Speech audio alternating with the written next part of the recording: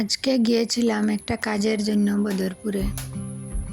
কাজ শেষ করে এমবাজারেও ঢুকেছিলাম। আসসালামু আলাইকুম, আমি মম হালিমা। সবাই কেমন আছেন? আলহামদুলিল্লাহ, আমরাও ভালো আছি। তো আজকে হচ্ছে বৃহস্পতিবার। সকাল সকাল চা নাস্তা করে বদরপুর একটা কাজের জন্য বেরিয়েছিলাম। এই কাজের জন্য 4 দিন আগে যাওয়ার কথা ছিল। আজ যাব কাল যাব করে করে যাওয়া হচ্ছিল না। আজকে সকালে ফোন করে বলেছিল তো আজকে আসো। তো বেরিয়ে গেলাম আমি আর আমার মেয়ে, চাচি শাশুড়ি আর আমার চাচাতো ননদ। নদীর পাড়ে দাঁড়িয়ে অপেক্ষা করছি, লঞ্চ আসছে। মেয়ে দেখো এখানে নাচছে, ওর কোনো ভয় নেই।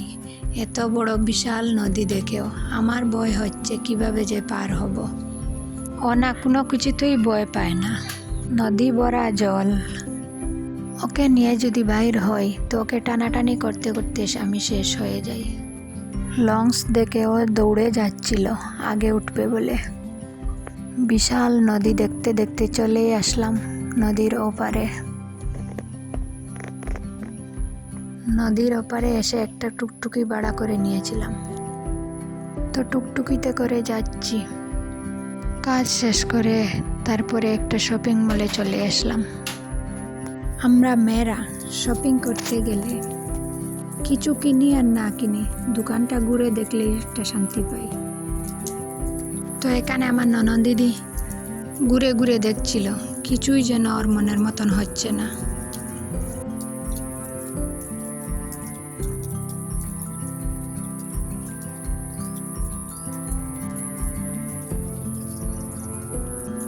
এই দোকানের নাম তো সবাই জানো, এমবাজার।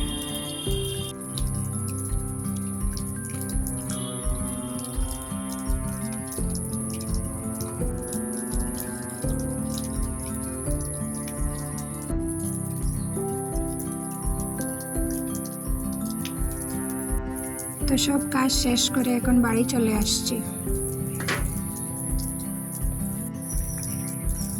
এই যে এত চড়া রোদ দেখছেন, একটু পরে বৃষ্টি চলে আসবে। সকালবেলা যখন গিয়েছিলাম বদরপুর তখন রান্না করে যাইনি, তো আসার পর এখানে রান্না করে নিচ্ছি। যাওয়ার সময় সবজিটা কেটে ধুয়ে পরিষ্কার করে রেখে গিয়েছিলাম, তো আসার পরে এটাকে বসিয়ে দিলাম। তো এখানে রান্না করছি মুখি দিয়ে, কোয়াশ দিয়ে।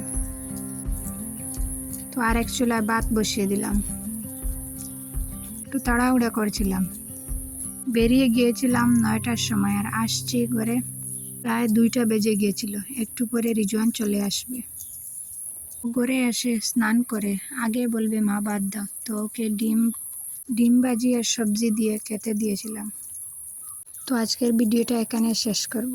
ভালো লাগলে একটা লাইক করবেন আর এরকম ভিডিও দেখতে চাইলে আমার চ্যানেলটাকে সাবস্ক্রাইব করে রাখতে পারেন। আসসালামু আলাইকুম।